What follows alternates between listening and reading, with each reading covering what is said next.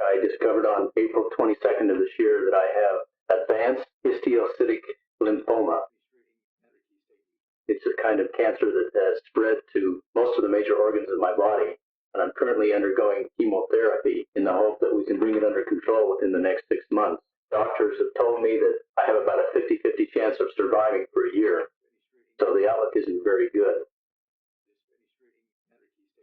I was 21, attending Santa Monica City College, and when I fortunately picked up a copy of Atlas Shrugged and read it, it's the single most important event in my life. Ayn Rand and her ideas have had a tremendous impact upon me that made me decide to become a student of philosophy and a lawyer and to pursue political activism so that hopefully in my lifetime I'd see the kind of society that I envision, a capitalist society. I read Atlas Shrugged in 1964, and then I immediately wanted to read everything else that Ayn Rand had written. It was about 1969 that I first began to actively espouse her ideas and advocate them. I took that length of time because I wanted to really understand her ideas and understand the philosophical history and background behind them. So I spent about the next 5 years in various colleges and universities, majoring in philosophy and chemistry, and doing an enormous amount of reading. And then in 1969, I moved to Ogden, Utah, and enrolled at Weber State College. And there I formed a group of young students, and I called it the Ayn Rand Study Group. And every Friday we'd meet. We each would take turns presenting papers on various aspects of her ideas. Eventually, our organization became very influential on campus. Many of our meetings were attended by staff members of the newspaper. Many of our people ran for student body offices. I took a special interest in debating young socialists on campus, members of the SDS and radical Marxists. I'd taken some courses in voice and diction and argumentation and debate, and I'd been a debater for a couple of years. So I debated, and luckily, word of this got down to a local radio talk station. And in 1971, I was called by the program manager. He said they needed somebody to espouse the libertarian point of view. And that was the changing point in my life, because that's when I became very, very active in challenging the IRS. I'd been on the radio for about a year when a tax protester from Arizona came through and asked to be a guest on my program. His name was Marvin Cooley, and I had Marvin on as a guest and listened to him very intently. He was very popular. He was on my program for about 2 hours. I became so excited about the ideas he was advocating that I made a special study of the whole tax protest movement. So I used to have special programs in which I talked about some of the legal tactics that tax protesters were using to stop withholding taxes, and this became very irksome to the Internal Revenue Service. In August of 1971, 2 IRS agents came to the station and demanded tapes of a program in which I had been very, very critical of the Internal Revenue Service. Well, my employer realized very quickly that I'd become a liability because here was the government knocking on his front door. So the following day, he fired me. It wasn't until about 2 weeks later that I went in to pick up my final paycheck that I discovered IRS agents had been down and that I had been fired after they had come down to investigate me. Really what they were saying is that they were going to put the heat on my employer for allowing me to espouse these ideas. Fortunately, I got a job selling silver for a new company in town called International Mint, and I made enough money selling silver medallions and silver art objects in the next year to publish a book titled Taxation and Tyranny. And I guess I had sold about 5,000 or 6,000 copies by mail when the Internal Revenue Service went to my bank and demanded the names of all the people who purchased my book. Under the Bank Secrecy Act, each check must be photocopied, and so everyone who purchased my book by check had left a record. And the IRS got the names of these people, began calling them and telling them that if they dared to act on the information in my book, that they'd be investigated. This is about the most blatant form of censorship that I could possibly imagine, because the IRS was really telling these people that if you dare to buy a book the IRS doesn't like, you'll be investigated. Well, fortunately, there was a young reporter in Salt Lake City who put it on the National Wire about an IRS envies list, a group of people who purchased a book entitled Taxation and Tyranny and how they were being investigated by the IRS. This was on Paul Harvey and the CBS Morning News. It was in the LA Times and the New York Times. Well, after that, the Internal Revenue Service backed off. They stopped investigating these people, at least overtly. Things went along pretty quietly for about another year. In the meantime, I started my own business called Rocky Mountain Mint, selling silver and gold products. Every week I'd hold public meetings at my office. We'd have various lecturers come in from all over the city and the state, and sometimes nationwide, and talk about the tyranny of the Internal Revenue Service. Sometimes we'd have 40, 50, 60 people show up to get information on how to resist the tax system. It was just a few days after we held a tax protest. We held a meeting at my building on about April the 19th, 1973. During the meeting, we were talking about how the Internal Revenue Service uses a seizure sticker to seize property for the alleged non-payment of taxes. We had some copies of an IRS seizure sticker. After the meeting was over, I was grabbed from behind by 3 IRS agents, handcuffed, put into an automobile, and taken to the Salt Lake City County Jail, where they kept me for about 14 hours without telling me what the charges were. Finally, the following day, they charged me with illegal possession of an IRS seizure sticker. What's so strange about this is that anybody who wants to obtain a copy can legally do so under the Freedom of Information Act and get an original government seizure sticker. And I was denied a jury trial. It seems that now in the United States, you're not entitled to a jury trial unless your crime is punishable by 6 months or more in federal prison. Allegedly violated Section 701 of Title 18 of the U.S. Criminal Code, which has to do with the official insignia of government officials. They charged that I illegally possessed a government insignia. I was summarily convicted of the crime by federal Judge Willis W. Ritter and given the maximum sentence of 6 months and a $250 fine. There were 2 co-defendants who were also arrested that night. We were the 3 people that evening who had gotten up and spoken at the meeting. There must have been about 30 people there that night, and all of them took seizure stickers and left with the stickers. And the only 3 people who were arrested were me and my 2 co-defendants. I appealed it to the U.S. Supreme Court. And that was the first of my major court battles, which began in 1973. I've been reading some of the Libertarian journals, 69, 70, and 71. So when the Libertarian Party founding convention was held in Denver, I was invited to participate, and that was in December of 71, as I recall. So I went over to Denver as a founding delegate from Utah. I have to give credit to Dave Nolan and Pip Boyles and the people in Colorado who had the original idea to found the party. I then went back to Utah and founded the state party. I first ran for office in 1974. I ran for the congressional seat in the 2nd District. The major plank in my platform was repeal of the income tax. The Internal Revenue Service hadn't bothered me at all until 1974 when I was running for Congress. And approximately 10 days before the election, they indicted me for failure to file a tax return for 1972. This received enormous publicity about how a congressional candidate had been charged with failure to file a tax return. I'd spent a lot of money getting billboards and radio and TV and newspaper advertisements, attempting to build the Libertarian Party, and I'd worked very hard. In fact, I spent a whole year at it. The Democratic Party candidate won. The Republican candidate came in second. The American Party candidate came in third with about 5,000 votes, and I came in fourth with about 2,000 votes. So it wasn't a terrific showing, but it gave us an idea of how many people in the 2nd District in Utah were sympathetic to libertarian ideas.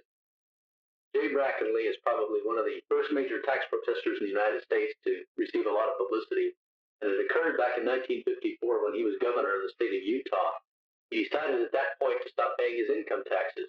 He'd been influenced by a book entitled The Income Tax, the Root of All Evil by Frank Chodorow. In fact, he'd written the foreword to the book.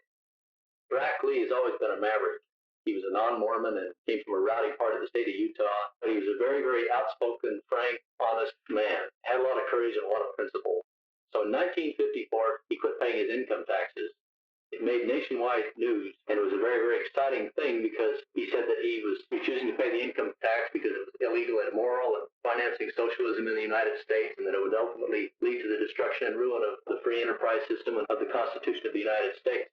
The IRS was not to be put off by this. They immediately went down and seized his bank account. He and I became friends in 1971 when I was on the radio because I had him on as a guest. And then on several occasions after that, he and I were both invited to speak at various social functions, and we developed quite a good friendship, so that when I ran for Congress in 1974, Brackley endorsed me. In October of 75, they finally brought me to trial for failure to file a tax return for 72. As I walked into the courtroom, the judge announced that my conviction for possession of the seizure sticker had been upheld by the Supreme Court. He then proceeded to give me a 2-day trial for failure to file a tax return for 1972, and I was convicted of that, and he gave me the maximum sentence, which was 2 years. Judge Ritter, on the 17th of October, set bail at $50,000 and had me taken into custody to begin serving my 6 months and my 2 years, both sentences to run together. And in the last 2 months of the sentence, I was transferred to Terminal Island Prison at San Pedro, California. I was only supposed to serve 6 months because the 2-year conviction was being appealed. Judge Ritter revoked my bail. As a consequence of that, it took me about another 6 weeks to finally get the 10th Circuit Court of Appeals to reset bail for me and let me out of prison. I was scheduled to speak at about a dozen tax protest rallies around the country between March 10th and April 15th. And so it worked out very well that the government could keep me in prison for another 6 weeks so that I would be prevented from speaking around the country. I was convicted of failure to file a tax return. I appealed that, and it was reversed. They ruled that Judge Ritter was so prejudiced against me that I couldn't get a fair trial. Indeed, they were right, because Judge Ritter was prejudiced against me. I'd attempted to have him impeached. I'd charged him with taking a bribe. I'd attacked his integrity and his honesty and his judicial temperament, so that he was glad to throw the book at me when he got me into his courtroom. It was reversed for prejudice, and it was remanded back to the district court in Utah for retrial. The government brought in a judge from Wyoming, a Clarence Brimmer. I'd been taking the Fifth Amendment on my 1040 form, claiming that any information I put on the form would tend to incriminate me. Well, Judge Brimmer instructed the jury the Fifth Amendment was not a defense.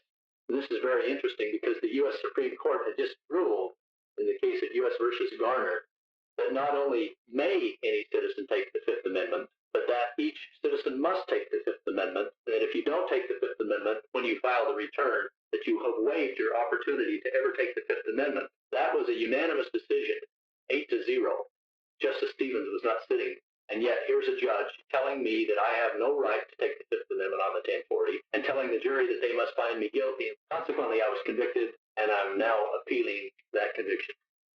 It's a very, very long manuscript, 410 pages long, and it's entitled Taxes Are Revolting, Why Don't You? Subtitled A Manual for Self-Defense Against the Tax Collector. It was about 6 years in the making. The book is so radical that it stands a good chance of ending up in the courts. I think the book will be a good seller. It will be edited down to about 290 or 300 pages of very, very cogent advice about the most effective ways to defeat the tax system of the United States and hopefully bring about a renaissance, to bring about human liberty.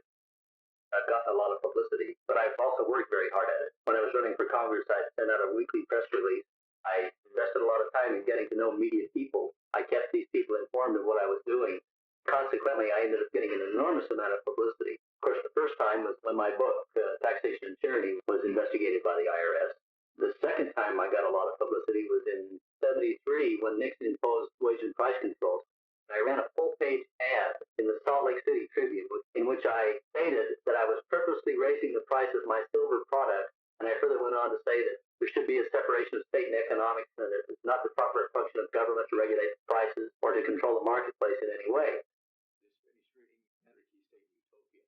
So a couple of days after my ad appeared in the paper, IRS agents appeared at the door demanding my books and records.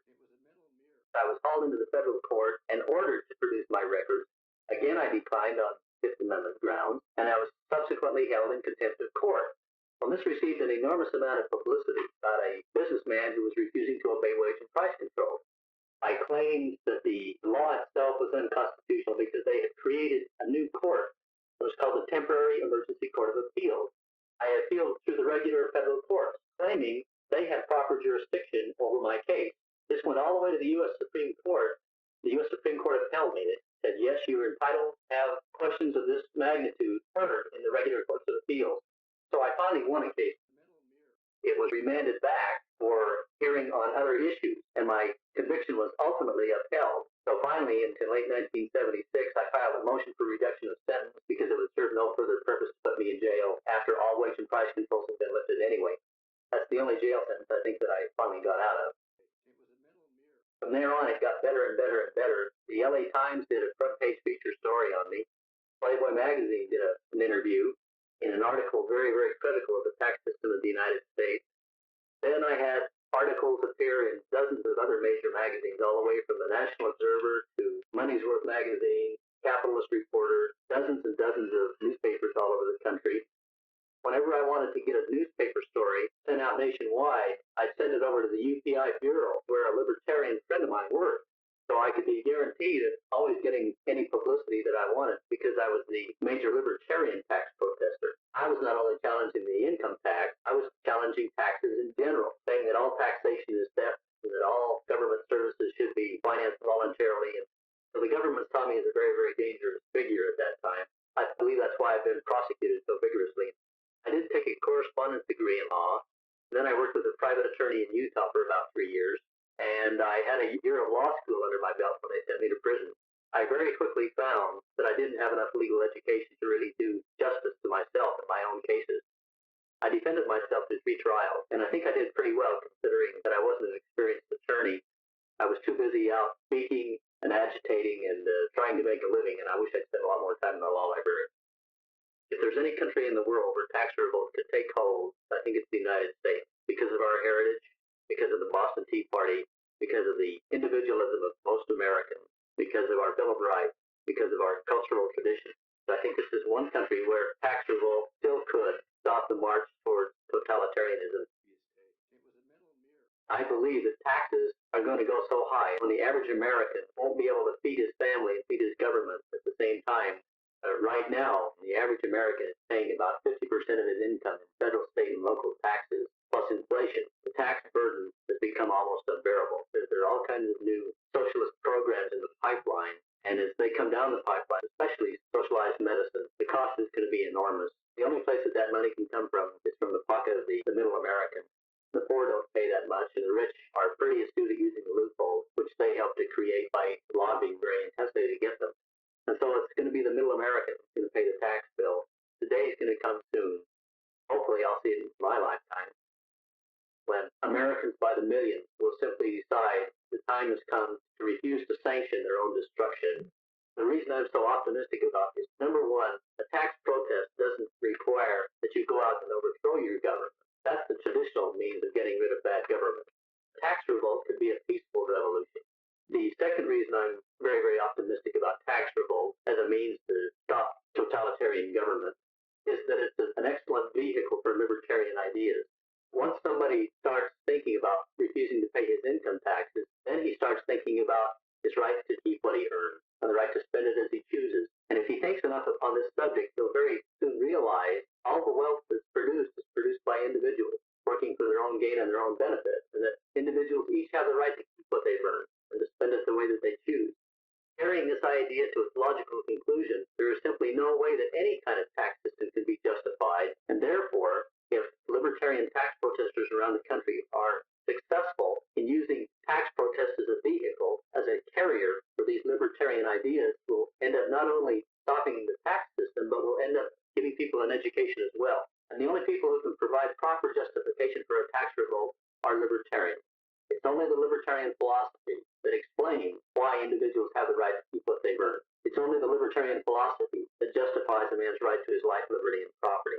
The conservatives are motivated by only the income tax is unjust, and they fail to apply the general principle that taxation is theft. They fail to see that any coercion, any force initiated against innocent persons is wrong. So I think that the conservatives, because they don't have the rigorous philosophical underpinnings that the libertarians do, that they'll decline in popularity and influence, and that ultimately libertarians will carry the banner of liberty. In fact, if there's ever to be a renaissance, if there's ever to be liberty, if there's ever to be a laissez-faire capitalist society, it will happen in the United States, and it will be a consequence of libertarians and their activity. Libertarian ideas are the only ideas which make possible a peaceful, productive life, and I believe it's just a matter of selling these ideas, and I think that's the big job ahead of us, is to communicate effectively and to do it as rapidly as possible. It was while I was in the Salt Lake City County Jail, and I'd been reading Anarchy, State, and Utopia, and I'd been doing an enormous amount of thinking about liberty and the meaning of liberty. It was a metal mirror that had been deeply scratched, and I couldn't see myself very well. I started thinking, what am I really looking for? Why do I want to look in the mirror? What is it I want to see about myself? And I sat down on my bed, pulled out a pencil and paper, and I wrote the poem in about 10 minutes that captures me the way I was while I was in jail. And I was very, very proud of myself that I stood on my principles and I refused to compromise. And so I think the poem captures Karl Bray as he was when he wrote the poem and as he is now. Seeing myself. I looked in the mirror, and what did I see? A strong, silent friend admiring me. I stood and I watched and I studied that face. I saw no evasion, never a trace. I observed and I pondered the beauty in me, and saw myself calmly, saw what was me. I smiled so slightly, delighted and stayed, with certainty and pleasure. I liked what I made. I knew as I stood there, aware of my mind, that I had matured. I now was defined. I laughed at the man, and he laughed back at me, and I did in that instant love the ego in me. I continued with relish to admire that man, seeing his image, his full self-command. I loved what I felt, this fine mental state, and I wanted it always, always to be great. I watched with full focus his implacable stand, and felt pure emotion, not tarnished nor bland. I turned from the mirror. I knew I was free to be what I wanted, to be fully me. I challenged the world as never before and built better structures, better and more. I worked and I studied and wasted no time, and I thought of the mirror, its image enshrined. I grew in self-knowledge and came fully to see the source of my courage, my greatness, is me. I traded with others to our mutual reward, and because we were honest, we never did guard. I taught what I learned to other like minds. I earned their respect, gave payment in kind. I now do love others, and they do love me, but only because my first love was me. I write brilliant lines, and I speak of my life, and sharing its value, a woman, my wife. I choose all my values, and I choose the good. With full conscious effort, I do as I should. I stand on the top of a world that I've made, and thank the reflection who was not afraid. I see that my purpose in life is my choice, and in this grand knowledge, I immensely rejoice. I trust only reason and rational man, and commit my whole being to my rational plan. I clearly see man as he is and should be, in a rational universe, open and free. I am as I was, the reflection is me, the creation is mine, the creator is me.